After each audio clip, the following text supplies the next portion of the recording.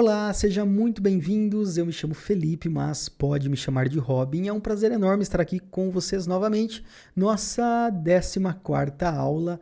E se nós já falamos sobre under, vamos falar um pouquinho sobre over. Over é mais pontos dentro do game, que é ali o mercado que a gente está analisando. Totais dentro do game. Vai me apresentar um robô para over pontos, Felipe? Não, eu não vou. Eu já tive 2 robôs para over pontos e após 4 anos trabalhando um pouquinho nesse mercado, eu cheguei à conclusão que é análise pura, é assistir o jogo e ter aquele feeling para realmente saber se vai ter mais ou menos pontos. Por quê? Porque eu já tive 2 robôs para over pontos e nenhum deles foram lucrativos, tá? Qual era a estratégia para esses robôs?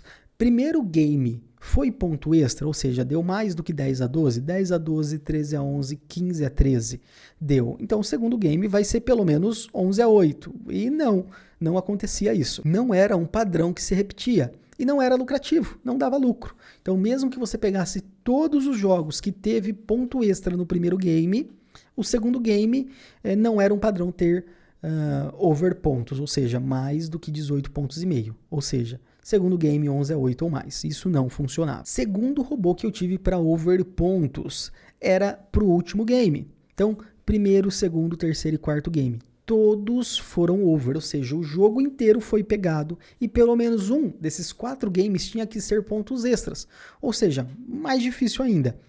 E para o quinto game a gente ia fazer as operações para mais do que 18 pontos e meio. E adivinha, também não funcionou essa estratégia. Não era lucrativa, a gente esse robô deixou funcionando ali por meses e não deu certo, não dava lucro.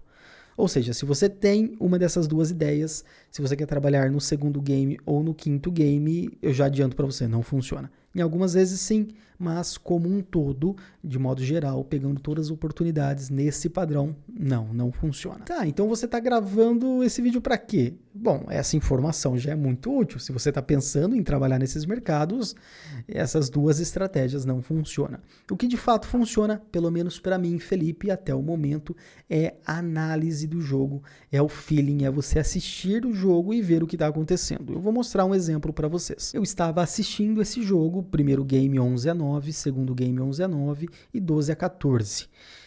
Eu, na minha leitura, percebi que o jogo estava muito pegado, não só pelo placar, mas pela forma com que estava saindo os pontos. E por que eu digo forma com que estava saindo os pontos? Cara, existe uma análise corporal e uma análise de pontuação. O que de fato está acontecendo? Será que o jogador que está fazendo ponto, ele está fazendo ponto por meritocracia? Ou seja, ele está fazendo boas jogadas, jogando a bola com efeito, dando bons cortes? Por que ele está fazendo ponto?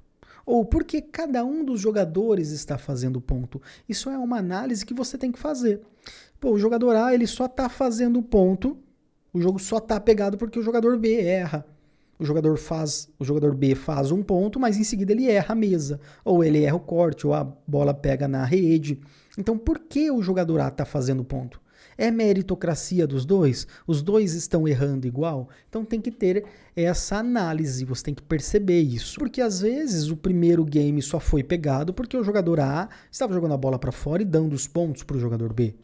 Então a minha análise nesse jogo, que eu vou mostrar para vocês, é justamente, olha, ambos estavam fazendo pontos por meritocracia, né, porque estavam jogando bem, ou quando um errava, o outro logo em seguida errava também. Então, odd padrão, 1,83, praticamente 1% da banca ali, 50 para voltar 91. Já estava ali 2 a 2, depois 3 a 2, 3 a 3, 9 a 5, aí parecia que o jogo ia ficar meio difícil, de 9 a 5 para 9 a 6, para 9 a 7 e por fim 9 a 8. Pode observar aí que de 50 foi para 91, encerrando a aposta. Coisa linda, saldo atualizado, 5.874. Então, embora ali durante o game parecia que o jogador ia entregar 9 a 6, o cara estava fazendo pontuação, seja por mérito ou seja por um erro ou outro do oponente.